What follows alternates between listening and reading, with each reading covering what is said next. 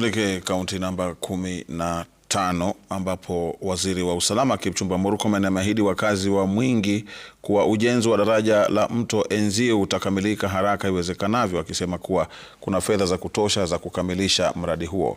Alikuwa akizungumza katika eneo la Nuu ambapo amehimiza mwanakandarasi kuharakisha ujenzi huo, akionya kuwa ataondolewa kwenye eneo la kazi iwapo atazembea. Mwaka 2021 mto huo ulisomba basi moja na kusababisha vifo vya watu 33.